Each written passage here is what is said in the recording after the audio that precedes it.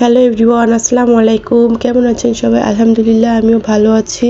আজকে বাসায় গেস্ট এসেছিল, এই জন্য অনেক ইফতারি তৈরি করার প্রয়োজন।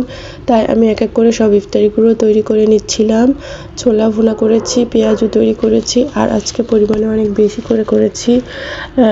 তো আমি ইফতারি তৈরি করতে করতে আমার জন্য আপনাদের ভাই একটা সারপ্রাইজ নিয়ে এসেছে।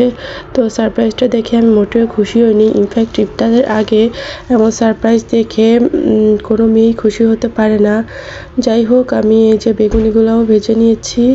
এরপর আমি আস্তে আস্তে করে অন্যান্য সব ইফতারিগুলো রেডি করে নিচ্ছিলাম।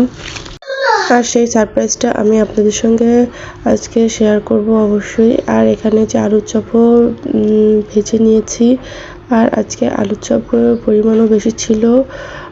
প্লেট ভর্তি করে সব ইফতারি তৈরি করা হয়েছে। এতে অনেক বেশি সময়ও লেগেছে আমার। একদম 3টা বাজে কিচেনে এসেছি, ইফতারের আগ পর্যন্ত চলছে। আর এই দেখেন, আমার জন্য সারপ্রাইজ নিয়ে এসেছে।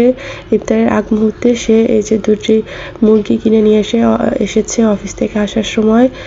তো জবাইও করেনি, কাটা বাছাও কিছু করে আনে নাই। তো এখন এটা কি করা যায় বলেন তো আপনারা? পরে বাইরে এটাকে দিয়ে কাটা বাছা করিয়ে আনতে হবে। তাছাড়া এখন আর এটা কাটা বাছা করে জবাই করে কাটা বাছা করাটা ইম্পসিবল হয়ে যাবে, যেহেতু ইফতারের আর মাত্র কিছু সময় বাকি। তো সবাই ভালো থাকবেন। আল্লাহ হাফেজ।